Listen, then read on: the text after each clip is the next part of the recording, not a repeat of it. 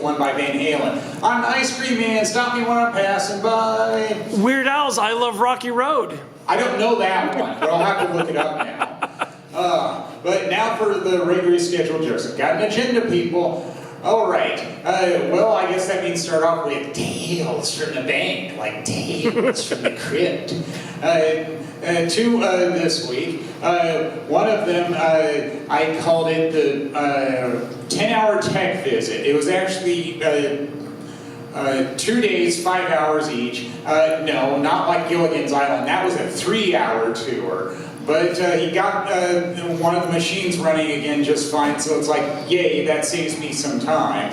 But I was asking, it's like, well, you've been here for a while, longer than most techs. It's like, well, how much longer? What else do you need from me? And it's like, well, it still has issues. It's like, okay, I give people their space, especially when I know nothing about what the techs are doing. I try to ask questions, though, but it's all about how much they want to talk to me.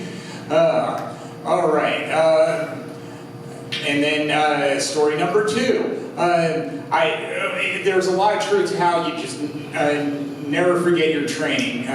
Where I go to lunch, as you do, because there's a break room there, and I just want to do the quick lunch and get back to work, so that means I'm not picking up fast food anywhere. I'm heating up soup in the microwave oven. Well, this past week I couldn't ignore when there was a big puddle on the floor by the microwave ovens, and I guess coming from the sink area. And I did cleanup jobs when I was in school, like janitor in college at the nursing building, and it's like, no, I can't leave it this way. So what did I do? I did what I could on sopping up all the water with napkins, and then I got out a wet vac, which I don't think did very well, but I got as much as I could, and then I went to a branch employee because I couldn't find the branch manager and said, there's a puddle over there, hopefully you can do something about it. And by the end of the day, there was a big sign that said, do not use sink, and they had ripped out the garbage disposal. And it's like, well, I'm wondering how many people passed by that and didn't do a damn thing about it. Come on, people. I mean, how can you ignore all that water on the floor when somebody could slip and get badly hurt, and then it becomes a lawsuit or worker comp claim?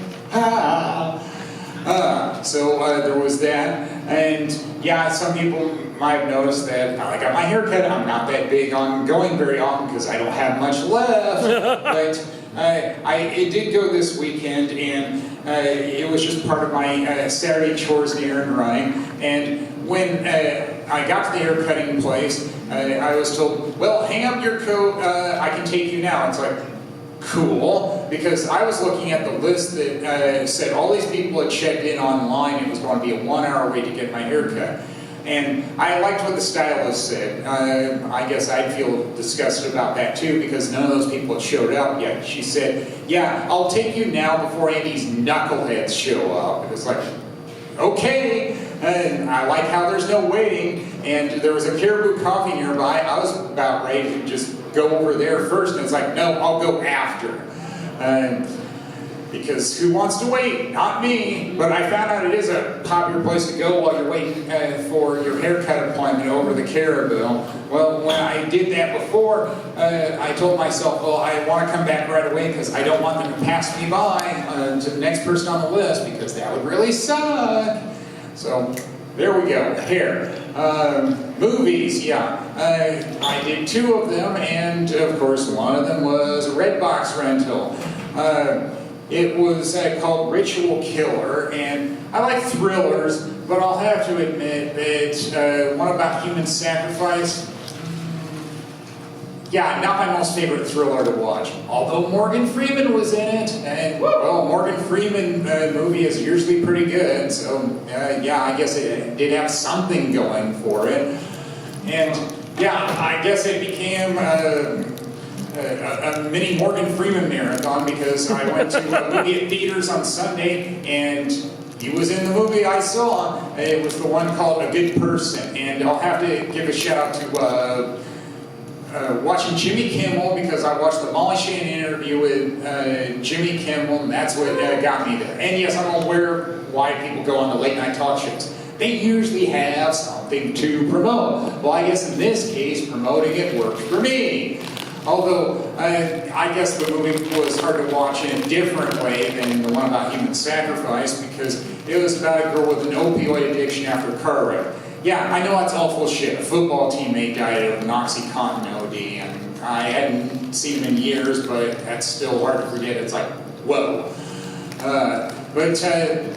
Main character is a piano player, music in it is good, and it has Morgan Freeman too. There are some of his movies I haven't seen yet, and one time a fellow comic said, you'd be good as a narrator like him. It's like, well, maybe.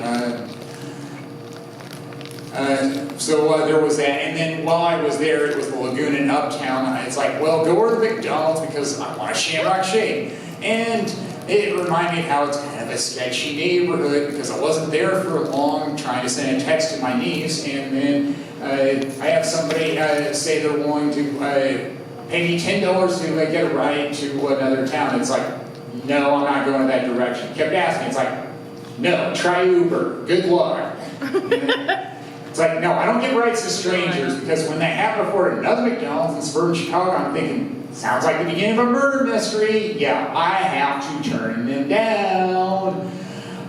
So there was the movies, and Easter's coming up, and it was kind of weird. The junk email I've been seeing lately is, get your child a personal letter from the Easter Bunny. It's like, that's the reverse of Christmas where you have to write letters to Santa. That's really weird. I don't understand that one. No, I don't think I'll be doing any of those Easter Bunny letters. Well, that'll do it for me. Thank you all, been great.